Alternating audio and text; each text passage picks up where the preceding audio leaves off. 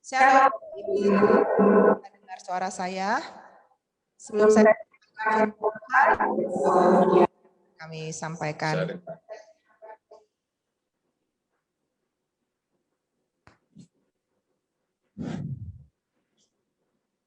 Saya dan Ibu Yuma memberkati Bapak Ibu Saudara.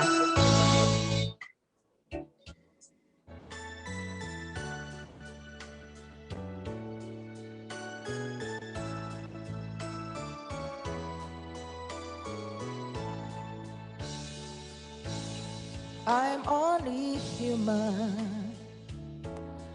I'm just a woman. Help me to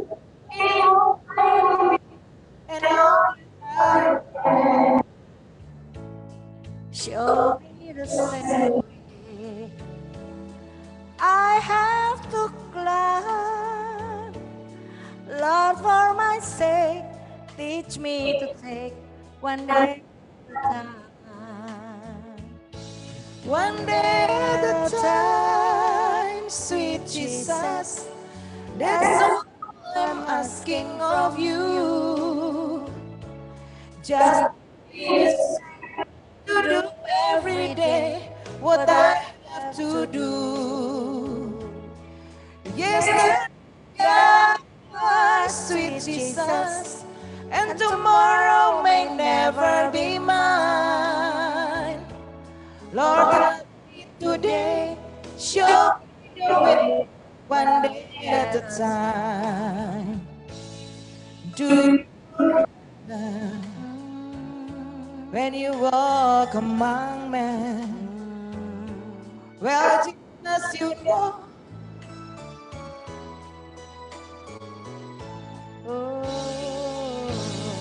Do you remember when you walk among men? Well, Jesus, you know, if you're looking below, it was now and then. Pushing and shouting, that's crowded my mind. So for my sake, teach me to take one day at a time. One day at a time, sweet Jesus. That's all I'm asking of you. Just give me the strength to do every day what I have to do. Yesterday's gone, sweet Jesus, and tomorrow may never be mine. Lord, help me today, show me the way, one day at a time.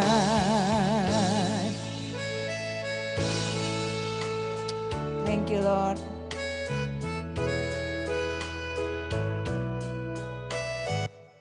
Terima kasih Tuhan. Terima kasih saudara.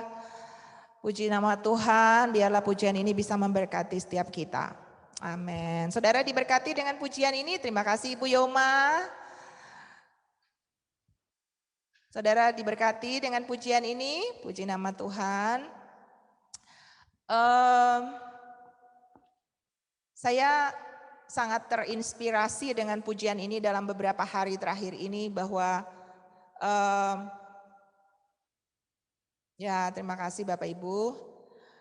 Bahwa setiap orang pasti memiliki suatu hari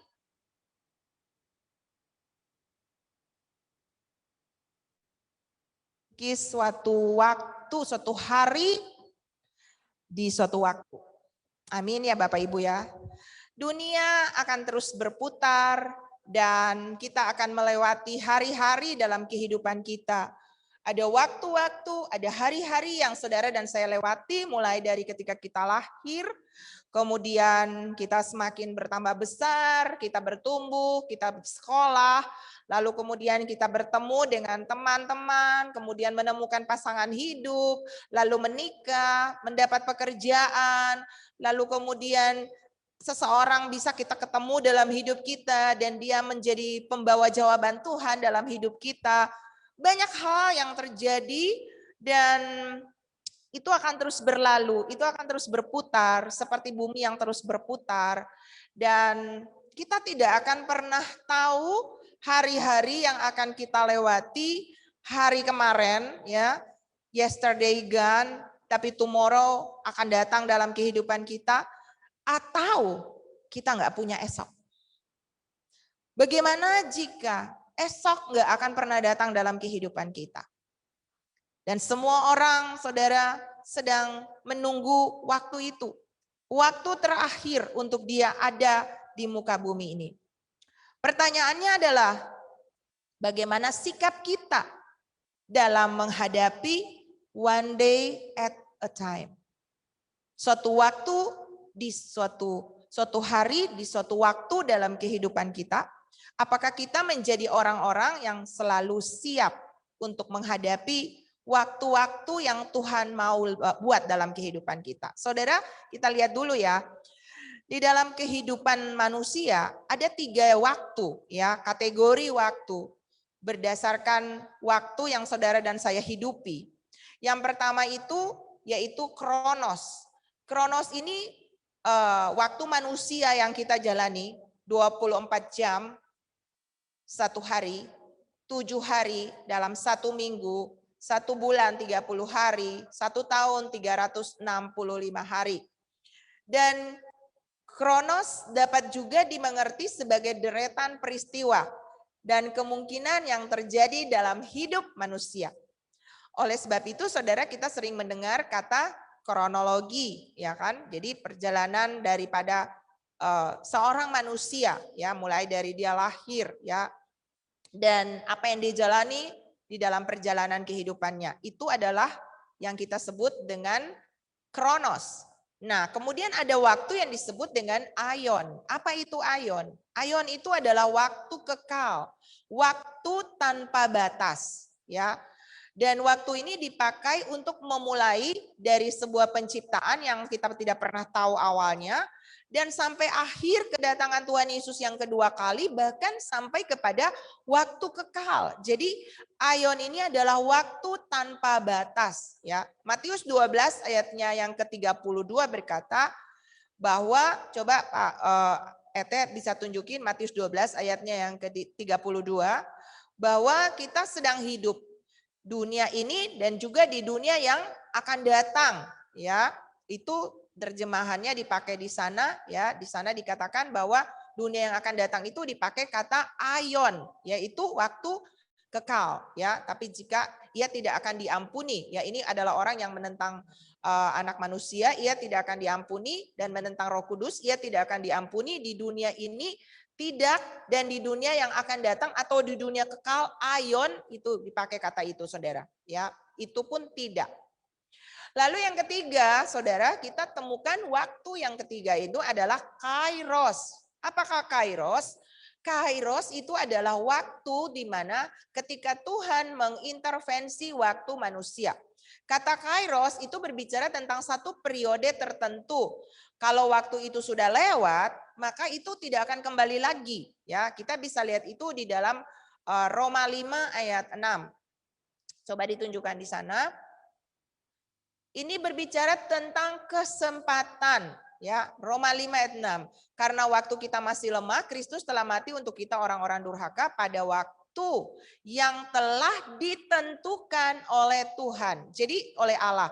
Jadi Allah sudah menentukan waktu bagaimana penyelamatan itu datang melalui Tuhan Yesus bagi saudara dan saya. Sebab itu kita jangan pernah menyia-nyiakan ataupun melewatkan waktu ini, saudara. Ya, waktu ketika Tuhan datang melawat kita.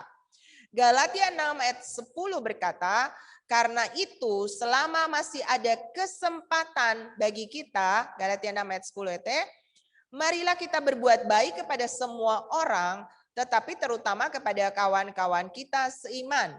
Artinya, kalau kesempatan ini tidak digunakan, maka kairos itu akan hilang, ya.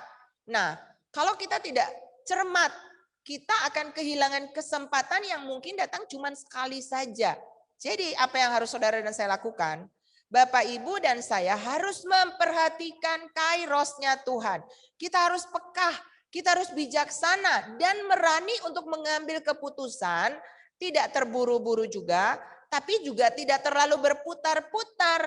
Nanti kita akan terlambat dan kita akan menyesal, dan kesal kemudian itu nggak ada gunanya, Bapak Ibu. Jadi mending kita cepat-cepat mengikuti, sebab itu kita perlu hidup dalam tuntunan Tuhan. Ya, saudara, jangan sampai kita terlambat dan kita kehilangan kairos itu tadi. Ya, contoh daripada orang yang mengalami kehilangan kairos dalam hidupnya, siapa dia? Ibrani 12, boleh ditunjukkan. Ibrani 12 ayat 16 sampai 17.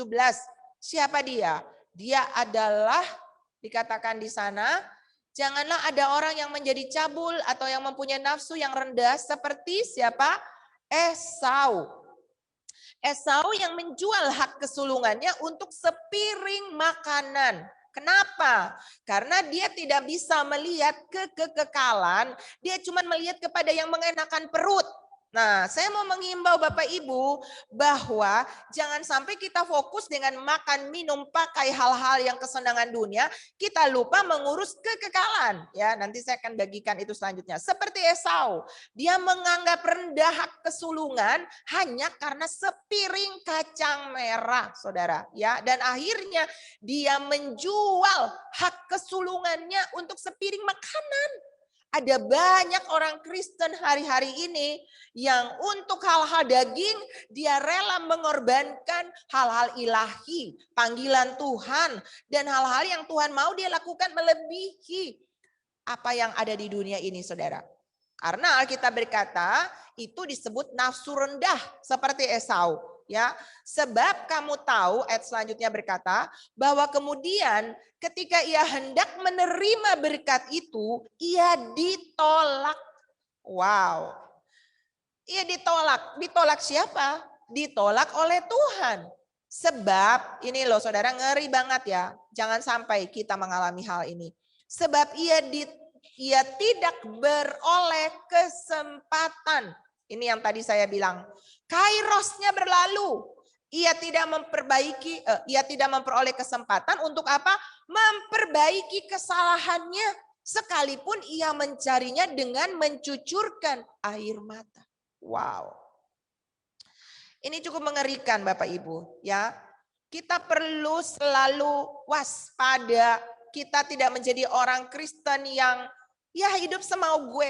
Selama masih ada nafas, hidup-hiduplah itu. Hidup-hidup saya, tidak Bapak Ibu. Tapi manfaatkan waktu yang ada, ya, supaya jangan sampai ketika waktu kairos datang dalam hidup kita, kita kehilangan itu, ya, atau kesempatan itu berlalu. Kita perlu menjadi orang-orang yang sadar selalu bahwa one day at a time itu bisa datang setiap hari. Ketika Tuhan datang melawat kita, Tuhan Yesus pernah menangisi Yerusalem dan dia berkata bahwa sedih melihat Yerusalem karena dia tidak tahu waktunya ketika Tuhan datang melawat umatnya.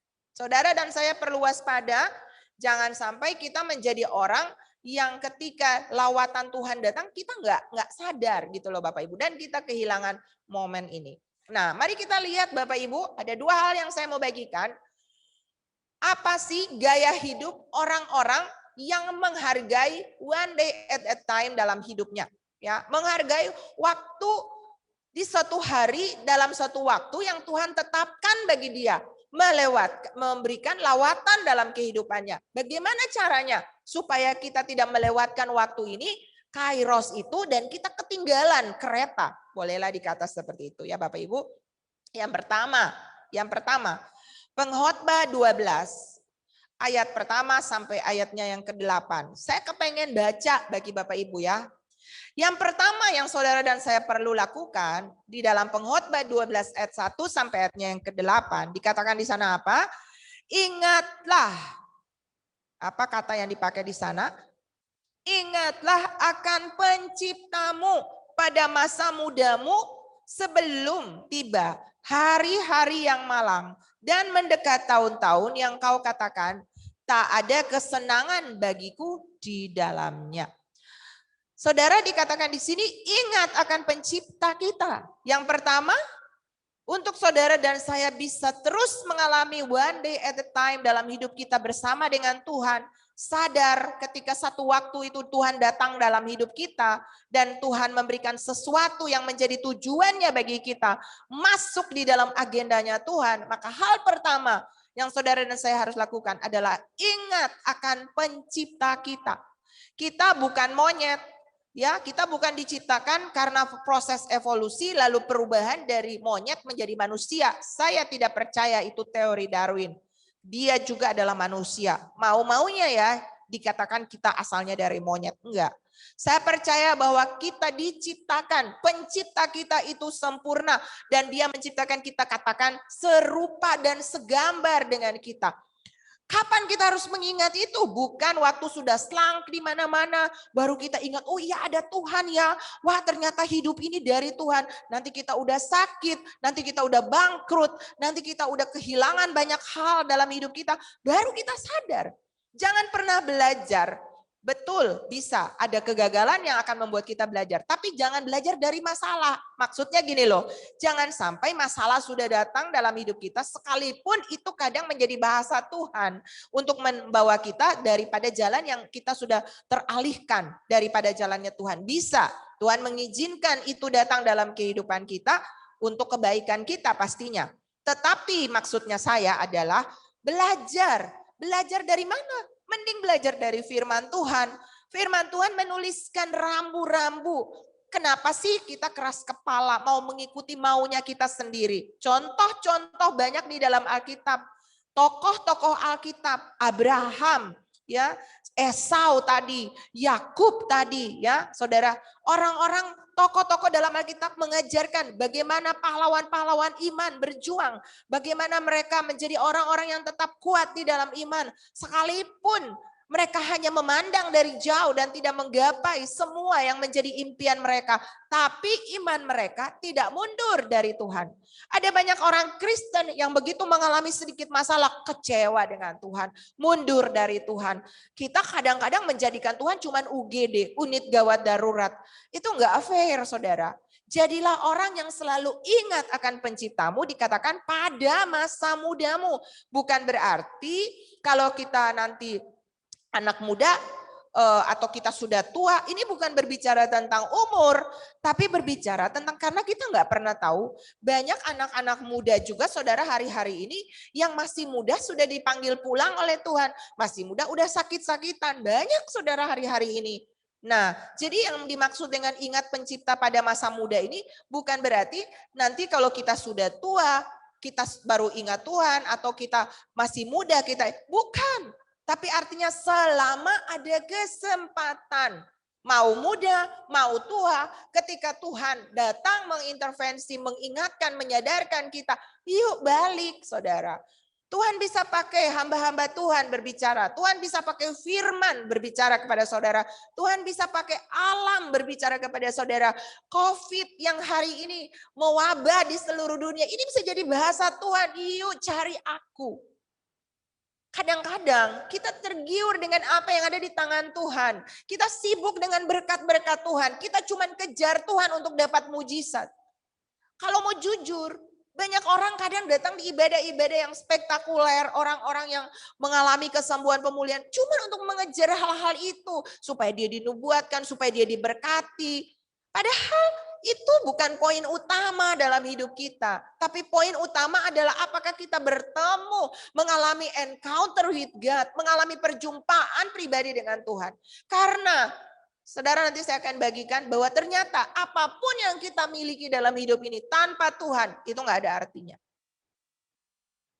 Amin Bapak Ibu. Sebab itu kita perlu mengingat akan pencipta kita pada masa muda. Selama ada kesempatan Bapak Ibu. Katakan amin unlimited, ya. Amin 5 juta triliun kali. Ya, saudara, dikatakan di sini sebelum apa? Tiba hari-hari yang malang dan mendekat tahun-tahun yang kau katakan tak ada kesenangan bagiku di dalamnya. Sebelum matahari dan terang bulan dan bintang-bintang menjadi gelap. Dan awan-awan datang kembali sesudah hujan. Pada waktu penjaga-penjaga rumah gemetar dan orang-orang kuat membungkuk. Dan perempuan-perempuan penggiling berhenti karena berkurang jumlahnya, udah mati. Dan yang melihat dari jendela semuanya menjadi kabur, matanya udah rabun, udah tua, pakai kacamata saudara. Dan pintu-pintu di tepi jalan tertutup, dan bunyi penggilingan menjadi lemah, dan suara menjadi seperti kicauan burung, udah gak punya suara. Dan semua penyanyi perempuan tunduk, juga orang menjadi takut tinggi, dan ketakutan ada di jalan. Ini fenomena yang sedang terjadi hari-hari ini. Pohon badam berbunga belalang menyeret dirinya dengan susah payah dan nafsu makan tak dapat dibangkitkan lagi. Karena manusia pergi ke rumahnya yang kekal dan perata-perata berkeliaran di jalan. Sebelum rantai perak diputuskan dan pelita emas dipecahkan. Sebelum tempayan dihancurkan. Ini penjelasannya tuh panjang banget. Saya nggak jelaskan ini saudara ya. Tapi ini berbicara tentang apa? Akhirnya dikatakan di sini, dan debu kembali menjadi tanah seperti semula, dan roh kembali kepada Allah yang mengaruniakannya. Kesia-siaan atas kesia-siaan, kata pengkhotbah, segala sesuatu adalah sia-sia. Jadi kalau kita kerja 1 kali 24 jam, 12 jam kita kerja untuk cari duit, lalu kita lupa pencipta kita lupa berdoa, kita lupa baca firman, karena terlalu sibuknya dengan hal-hal dunia. Ketika Tuhan menawarkan untuk datang mendekat kepada Dia, melayani Dia, dan kita masih fokus untuk cari ketenaran, cari kepopuleran, cari uang, cari hal-hal yang dunia tawarkan. Kita lupa dengan panggilan Tuhan dalam hidup kita. Alkitab berkata, akan tiba waktunya kita baru ngeh, sadar, terlambat. Sia-sia ternyata. Buat apa punya duit banyak kalau udah selang di mana-mana? Buat apa punya duit banyak? Ada banyak tokoh-tokoh kaya yang akhirnya mereka bilang, apa artinya berjeri lelah sepanjang hidup dan tidak dapat apa-apa? Saudara pernah tahu tentang kisah James L. Craft? Saya suka sekali kisahnya dia. Satu waktu dia adalah seorang penjual keju dan dia menarik kudanya. Dia berjalan berkeliling di daerah itu di Amerika, saudara. Dan apa yang dia dapatin? Dia nggak dapat hasil apa-apa. Dan saudara tahu nggak? Tiba-tiba Roh Kudus menjamah hatinya dia. Dan dia bilang begini, lebih baik saya tiba-tiba ingat, saya nggak siapkan, harusnya saya siapkan supaya saya cerita baca buat saudara. Saya lebih baik menjadi panggilan, menerima panggilan tertinggi dalam hidup saya, yaitu melayani Tuhan, daripada saya menjadi seorang direktur terkenal di sebuah perusahaan. Lalu dia menarik kuda poninya pulang dan dia bilang kepada kudanya itu, saya pikir hari-hari ke depan saya mau memutuskan untuk lebih prioritas melayani Tuhan dan pekerjaannya. Apa yang dia lakukan? Dia menjadi guru sekolah minggu di gerejanya. Dan saudara, dari situlah dia kemudian kembali kepada pekerjaannya. Saudara, kalau saudara memakan keju Kraft, kalau saudara memakan Oreo, ya, kalau saudara meminum kopi Maxwell kalau nggak salah itu adalah hasil daripada apa yang dihasilkan oleh seorang yang namanya James L. Craft. Dia bilang begini, penghasilan terbesar dalam hidupnya adalah melayani Tuhan dan pekerjaannya. Dan sepanjang hidupnya, sampai ketika dia udah almarhum, maka perusahaannya memberikan sumbangan terbesar untuk pelayanan di mana-mana. Sampai hari ini, James L. Craft meninggalkan keju Kraft yang sampai hari ini saudara pasti suka makan, Oreo, itu makanan-makanan favorit. Dan itu dihasilkan oleh seseorang yang ingat penciptanya ketika dia masih kuat. Ya, saya punya mama, saudara. Usianya sekarang 92 tahun. Tadi pagi saya berdoa dengan mama saya. Dia udah setiap malam saya temanin dia tidur. Saudara tahu nggak? Dia udah minta pulang. Suami saya kalau doakan dia suka selalu cuma bilang, Bapak, tolong minta pulang, saya pengen pulang. Saya sudah capek hidup. Saudara, itu namanya hidup suntuk. Dan mamaku ini mengalami banyak mujizat dalam hidupnya. Dia pernah stroke total, saya pernah cerita, saya pernah buat tulisan tentang ibu saya. Sepertinya dia punya ilmu, dia punya nyawa ganda. Dia betul-betul mengalami banyak mujizat dalam hidupnya. Jantung koroner, Tuhan ganti dengan jantung yang baru. Dia punya gagal ginjal, Tuhan ganti dengan ginjal yang baru. Dia punya prolaps, Tuhan ganti, tidak ada prolaps sampai sekarang, tidak pasang ring karena dia memang tidak mau. Padahal waktu itu udah parah. Dia punya yang namanya bongkol pecah. Menurut dokter kakinya pasti mengecil dan mati. Sampai sekarang kakinya baik-baik saja. Tapi udah tua, kita nggak berani kasih turun jalan. Dan mama saya sepertinya dia pernah stroke total, nggak bisa ngomong, nggak bisa jalan, dia sembuh. Saudara tahu kenapa? Karena dia selalu ingat penciptanya. Sejak masa mudanya dia punya prinsip dalam hidupnya, tidak sarapan pagi sebelum baca firman. Dan mama saya itu kalau baca firman nggak 1-2 ayat, saudara, dia baca berpasal-pasal. Dan itu bisa berjam-jam dia bisa duduk menghabiskan waktu. Dan sampai usia tuanya, saudara, dia melayani Tuhan dari masa mudanya, guru sekolah minggu, diaken, penatua. Mama saya tuh melayani semua, dia melayani. Dan satu yang saya bangga dari ibu saya itu adalah setiap 3 jam dia selalu mencari Tuhan penciptanya. Dan wow, saya kagum. Suami saya kadang-kadang kita suka discuss. Kalau kita setua mama saya dalam kondisi seperti itu, belum tentu kita seperti mama saya. Saudara tahu nggak? Saya kasih putar Alkitab audio setiap hari buat mama saya. Malam kalau dia tidur. Itu dia sangat menghormati firman Tuhan. Duduknya tuh udah bongkok gitu ya, udah capek. Tapi kalau sampai dia masih sadar bahwa ini firman, dia nggak bakalan mau tidur. Dia duduk. Dia tegak hanya karena dia bilang, itu lagi firman. Gak boleh makan, gak boleh tidur. Harus duduk, itu Tuhan lagi bicara. Segitunya saudara, di umur yang udah 92 tahun. Dia sangat mengingat penciptanya sejak masa mudanya. Sehingga pada waktu usianya udah tua, Tuhan membackup dia. Memberi penghiburan. Beberapa kali dia capek tubuhnya, lelah, takut. Karena gak ada orang di kamar. Dia bersaksi saudara. Dia berdoa, dia nyanyi lagu kesukaan mama tuh apa tuh? Bapa Engkau sungguh baik. Bapa Engkau sungguh baik, salah satunya yang mama saya tuh suka. Dan oh iya, dia punya ciptaan sendiri. Bapa, dengarlah doa dan sembahyangku yang naik dari hatiku pada Bapa di surga. Bapa, terima anakmu dalam kasih sayangnya. Jadi dia tuh udah berdoa minta Tuhan tuh jemput dia. Saya kadang kalau berdoa dengan mama saya suka gini, Tuhan, saya cuman kepengen satu hal, boleh nggak? Tuhan kasih tunjuk ke saya, mama tuh kalau pas dijemput dia pakai apa ya? Naik kereta atau dijemput Tuhan Yesus langsung atau naik burung Raja Wali. Karena saya suka iseng seperti begitu. Suami saya kalau mama suka bilang mau pulang, dia suka bilang begini, "Mah, rumah mama tuh yang lagi dibangun tuh gede banget. Jadi mungkin belum selesai.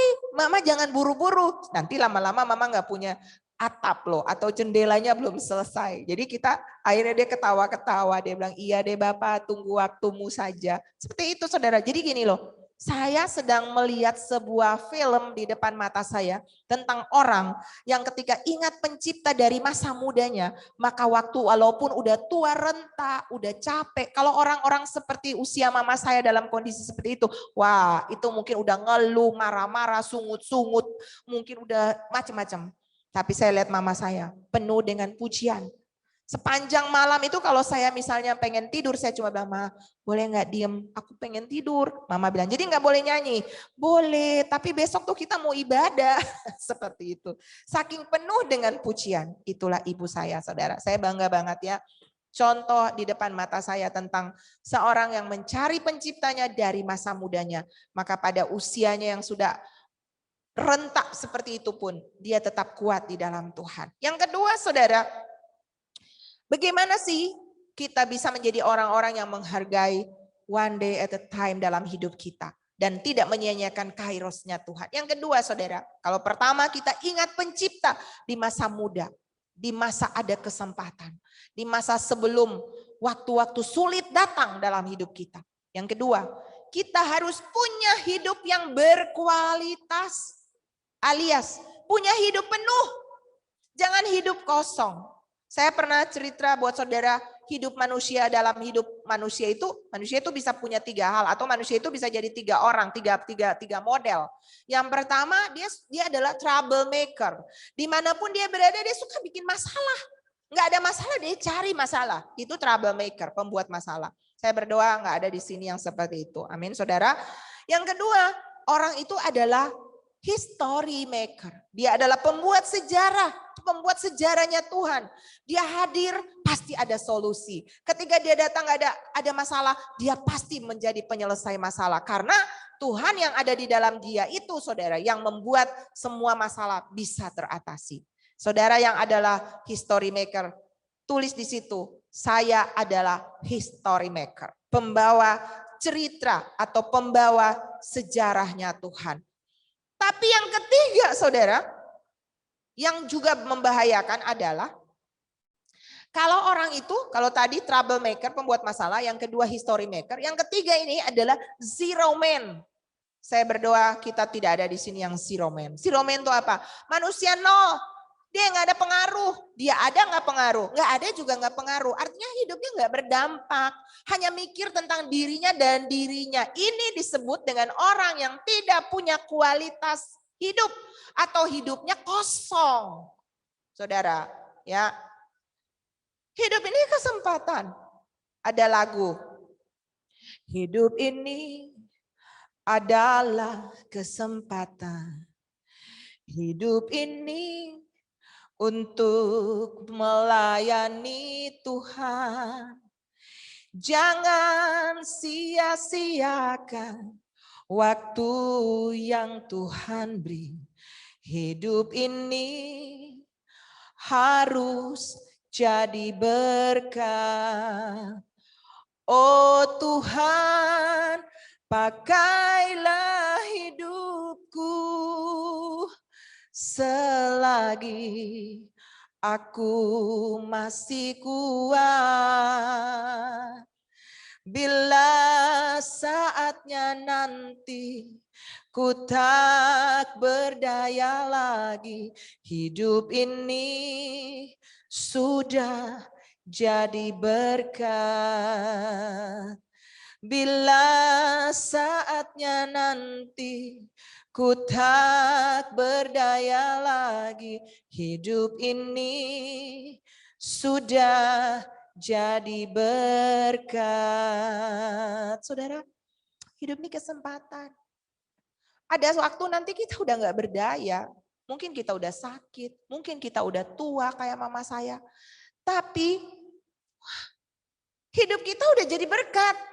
Anak-anak rohani sudah banyak, anak-anak kita yang kita lahirkan sudah bertumbuh dewasa, sudah jadi orang-orang yang takut Tuhan, orang-orang yang kuat di dalam Tuhan. Kebanggaan, makanya Paulus bilang, kamulah mahkotaku, kamulah sukacitaku. Siapa? Orang-orang yang telah dia didik, orang-orang yang telah dia dibesarkan, orang-orang yang telah dia berkati, sehingga mereka menjadi orang-orang yang pembawa berkat bagi banyak orang. Jangan jadi zero man. Ya, menjadi manusia kosong. Matius 6 ayat 19 sampai 21 berkata, bagaimana untuk bisa menjadi orang-orang yang bukan manusia kosong atau memiliki hidup yang penuh? Dikatakan di sana, janganlah kamu mengumpulkan harta di bumi. Di bumi ngengat dan karat merusakannya, dan pencuri membongkar serta mencurinya. Berarti kita nggak boleh kaya.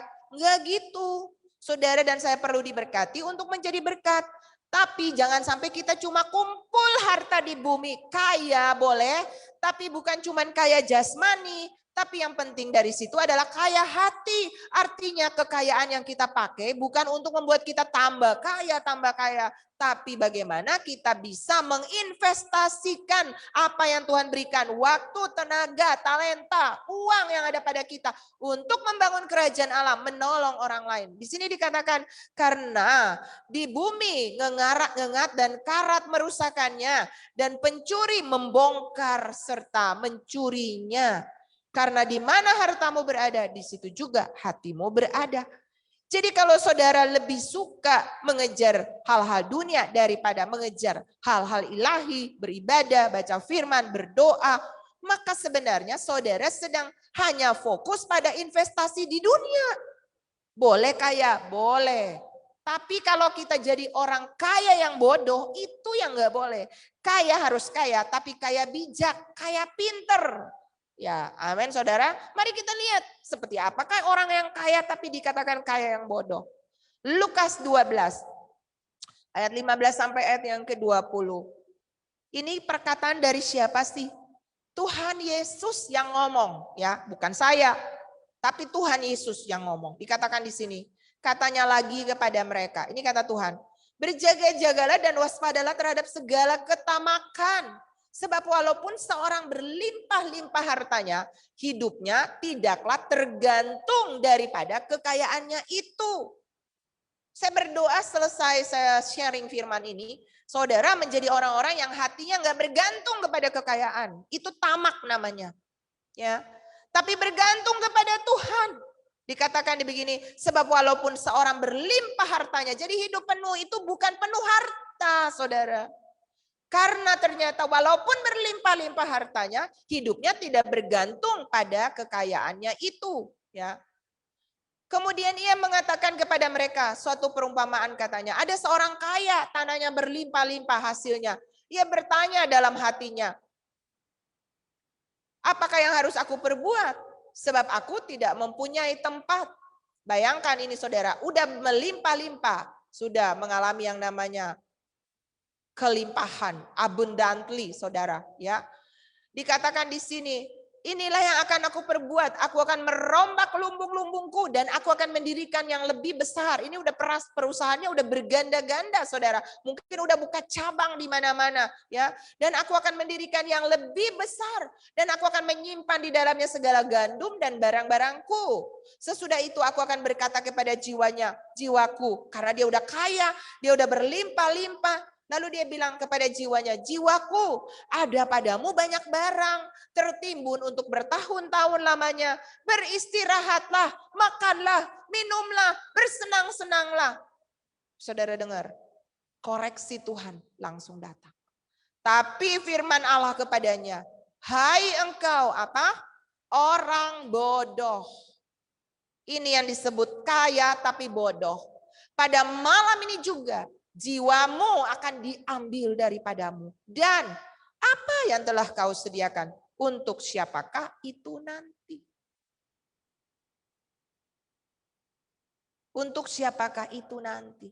Lalu Lukas 12 ayat 21 berkata, ayat yang terakhir bilang begini, demikianlah jadinya dengan orang yang mengumpulkan hartanya bagi dirinya sendiri, jikalau ia tidak kaya di hadapan Allah. Jadi kesimpulannya, saudara boleh kaya, tapi harus kaya di hadapan Allah. Punya uang boleh, punya perusahaan berlipat-lipat ganda boleh, tapi yang tidak boleh adalah miskin di hadapan Allah. Bukan miskin di hadapan Allah seperti yang dikatakan di dalam Matius, ya, tentang ucapan bahagia, bukan. Itu artinya kita harus lapar dan haus terus akan Tuhan, ya, merasa tidak mampu di hadapan Tuhan, itu harus. Tapi yang disebut dengan di sini adalah jikalau ia tidak kaya di hadapan Allah. Kaya di hadapan Allah itu seperti apa, saudara? 1 Timotius 6 ayatnya yang ke-17 sampai ayatnya yang ke-19 berkata. Coba ditunjukkan peringatkanlah kepada orang kaya di dunia ini agar mereka jangan tinggi hati dan jangan berharap pada sesuatu yang tidak tentu seperti apa? Kekayaan. Jadi kekayaan itu bukan sesuatu yang stabil, yang paten seperti tiang pilar yang kuat. Bukan, saudara. Itu tidak tentu. Kekayaan itu bisa lenyap, mendadak, hilang, diterbangkan angin, saudara. Ya, dikatakan di sini, jangan berharap kepada kekayaan yang sesuatu yang tidak tentu seperti kekayaan, melainkan pada Allah yang dalam kekayaannya memberikan kepada kita segala sesuatu untuk apa? Dinikmati. Jadi orang kaya yang bijak itu adalah menikmati kekayaannya. Bagaimana caranya kita menikmati kekayaan kita? Ayat selanjutnya berkata, peringatkanlah agar mereka itu apa? Berbuat baik. Saudara tulis di kolom komentar, berbuat baik. Menjadi kaya dalam kebajikan. Tulis saudara-saudara, ingat, ini yang disebut kaya yang bijak, yang baik di hadapan Allah. Ini dia, berbuat baik, menjadi kaya dalam kebajikan, suka memberi dan membagi. Itu dia, itu kaya yang sejati yang Tuhan mau. Tuhan mau saudara dan saya diberkati. Alkitab berkata Tuhan bahkan mau memerintahkan berkatnya datang dalam hidup saudara. Ya, kerukunan, dengan bagaimana saudara dan saya menginvestasi kekekalan, Tuhan mau kok memberkati kita. Yang masalahnya adalah ketika kita mengumpulkan harta bagi diri kita sendiri, kita memperkaya diri kita dan kita lupa tujuan kita kaya tuh buat apa sih? Tujuan kita diberkati itu buat apa? Diberkati bukan cuma finansial. Uang itu bukan cuma diwakili oleh kekayaan itu bukan cuma diwakili oleh uang, tapi harta kekayaan yang sesungguhnya itu adalah apa yang saudara punya juga, waktu, talenta, hati, kemurahan hati, kebaikan, kesalehan, itu adalah bagian kekayaan yang Tuhan mau, ya. Dikatakan di sini, menjadi peringatkanlah mereka supaya mereka menjadi kaya dalam kebajikan, suka memberi dan membagi. Dan dengan demikian mengumpulkan suatu harta sebagai dasar yang baik. Bagi apa saudara?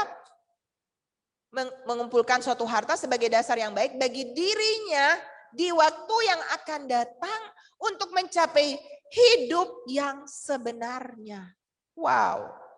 Jadi saudara lihat di sini dikatakan kalau kita berbagi, menolong orang, kemurah hati, itu bukan buat orang lain.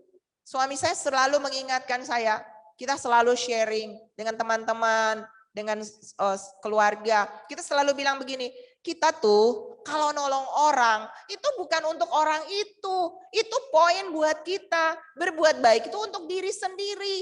Jadi kalau saudara nolong orang nggak balas, kita nggak dapat hasilnya, nggak apa-apa. Emang kita lagi investasi, mungkin saja investasinya adalah tanaman jangka panjang. Ya kita juga bukan mengejar investasi, bukan. Tapi karena kita sudah dapat semuanya, ingat ya saudara, kita mengasihi bukan karena supaya kita dikasihi. Tapi kita mengasihi karena Tuhan sudah lebih dulu mengasihi kita. Sama dengan prinsip berkat. Kita memberkati bukan supaya kita diberkati.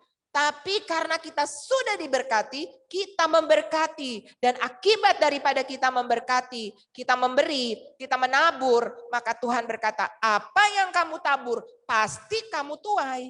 Jadi kita nggak perlu kejar tuaian. Kita cuma tugasnya menabur. Urusan tuaian, Tuhan yang akan kirim. Haleluya saudara. Sebab itu saudara, hari-hari ini ada banyak teman-teman kita yang sakit. Mereka yang sedang ada dalam masalah. Apa yang saudara dan saya perlu lakukan? Doakan mereka. Investasi perhatian buat mereka. Dan saya percaya saudara pasti mendapat covering Tuhan. Mari cari Tuhan sungguh-sungguh. Ingat penciptamu. Bukan pada waktu engkau sudah sakit. Jangan jadikan Tuhan itu UGD, unit gawat darurat. Saudara, dulu sebelum ada COVID, orang tuh malas ibadah. Begitu ada COVID, orang ibadah di jalan-jalan. Saudara nonton kan videonya, orang Yesus di jalan-jalan, teriak Yesus di jalan-jalan, baptis di mana-mana. Kita pikir, wow, tuayan. Tapi mau sih, masa sih mesti harus ada masalah dulu baru tuayannya banyak. Terus begitu suasana aman, kita mulai lagi loss. Udah deh, ntar dulu deh Tuhan, aku sibuk nih Tuhan. Udah banyak kegiatan. Ya, orang-orang yang tadinya suka sungguh-sungguh cari Tuhan. Wah, kita udah punya kegiatan di luar, kita udah kantoran, kita udah sekolah, kita udah bla bla bla. Dan kita mulai molor waktu-waktu dengan Tuhan. Hati-hati saudara, hati-hati. Mari jadi orang-orang yang konsisten dalam mengikuti Tuhan. Pastikan ya seperti lagu tadi. Kalau tomorrow bukan lagi milik kita. Apa yang harus kita pastikan hari ini? Kalau besok nggak akan pernah datang dalam hidup kita. Pastikan engkau punya pencipta yang selalu ada denganmu. Mama saya tuh siap banget. Dia yakin banget yang jemput dia Tuhan Yesus. Yakin banget. Ceritanya tuh udah yang mama sedih. Tiba-tiba seperti ada laki-laki ganteng banget. Mama gak bisa jelaskan. Tembus tembok, duduk di samping mama. Belai-belai berikan kekuatan. Tiba-tiba kaki mama yang sakit hilang. Rasa nyerinya hilang. Saya cuma tahu mama saya punya banyak pengalaman supranatural dengan Tuhan. Karena dia selalu ingat dengan Tuhannya sejak masa mudanya. Saudara, mari selama ada kesempatan kita menjadi orang-orang yang selalu mencari pencipta kita. Dan milikilah hidup yang berkualitas. Menjadi orang yang kaya di mata Tuhan. Kaya bukan cuma secara jasmani. Tapi yang paling penting kaya di dalam kemurahan hati. Memiliki tujuan Tuhan yang pasti dalam hidup. Dan ketika Tuhan datang memanggil kita. Menawarkan sesuatu untuk kita lakukan. Jadikan itu prioritas utama dalam hidup kita. Ingat. Biarlah Tuhan yang menunjukkan apa yang saudara dan saya harus jalani. Biarlah Tuhan memberikan kekuatan untuk saudara dan saya. Ya, kalaupun hari kemarin sudah berlalu, ya, tapi kita tetap berjalan dengan Tuhan. Dan kalaupun besok tidak menjadi milik kita, ya, tomorrow may never be mine. Bukan lagi milik kita. Pastikanlah bahwa Tuhan Yesus ada dengan saudara dan saya. Tuhan Yesus memberkati saudara. Saya berdoa supaya malam ini setiap kita menjadi orang Kristen yang memanfaatkan one day at a time bersama dengan sweet Jesus kita. Tuhan Yesus memberkati saudara.